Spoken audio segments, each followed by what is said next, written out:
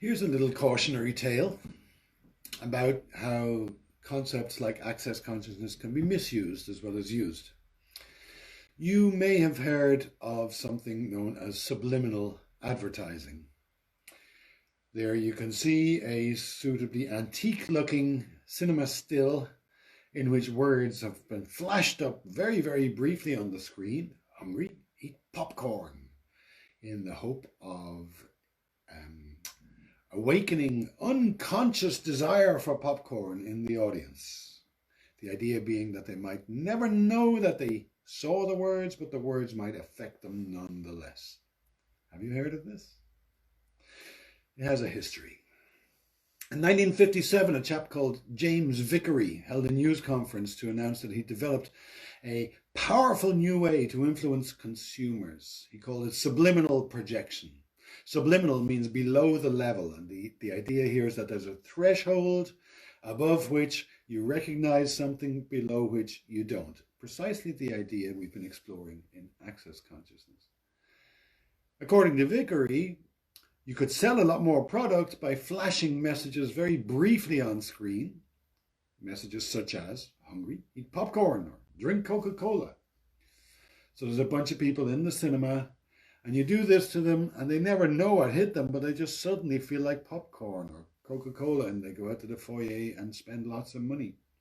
He claimed it was an extraordinarily effective method, and maybe it was a simpler time, but maybe we're no cleverer today. People bought into this crazy idea. Now, Vickery was speaking to people who are interested in making money, which possibly lowered their critical threshold.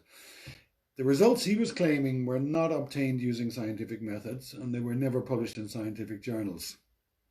We've met this more than once, haven't we? A few years later, in 1962, he admitted that he'd made the whole thing up. It was a gimmick.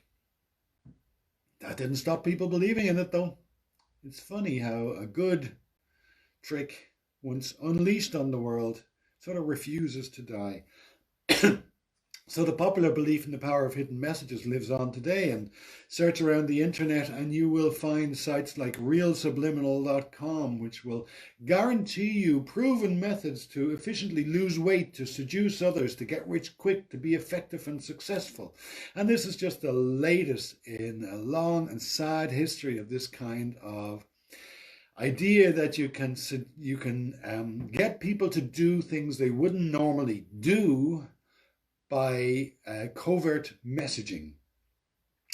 Back in the 60s, there was a great social panic about the idea of brainwashing.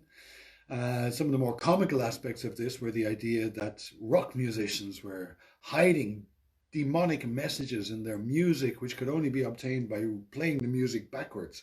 Somehow, when you played the music forwards, listening to Stairway to Heaven, for example, you absorbed the backwards message, but you were not conscious of it. Very like this idea of access consciousness we've been exploring, and complete and utter nonsense, I hope I don't have to tell you. There's a particular branch, I think we've met it before, called Neuro-Linguistic Programming, which is a whole field which is devoted to influencing people without them knowing it, getting them to do things by steering them without them being aware that they're being controlled. Neuro-linguistic programming has a great name. There's no neuroscience involved, and there's no linguistics involved, and it's not programming. I speak as someone with qualifications in all three fields. Neuro-linguistic programming has nothing to do with anything in its name. It is more in this tradition of trying to subliminally influence people. Do you think that's what Barack Obama is doing here? I don't know. I don't know if he's conscious of the resonance between his pose and Superman behind him. In the strict sense, subliminal advertising, as introduced by Vickery in 1957, was a hoax. That does not mean that we are not influenced by our environments in all kinds of ways that we are not conscious of. We are not aware of the subtle manner in which our environment solicits us, repels us, steers us. We've met behavioral shaping before. We noted that behaviorists didn't stop working because they had very, very effective techniques. They moved out of academia and they moved into marketing, and they work for large corporations like Tesco now, for behavioral shaping is very much part of our everyday late capitalist reality. Subliminal advertising, as introduced here specifically, though, represents one way in which the concept of access consciousness can be misused.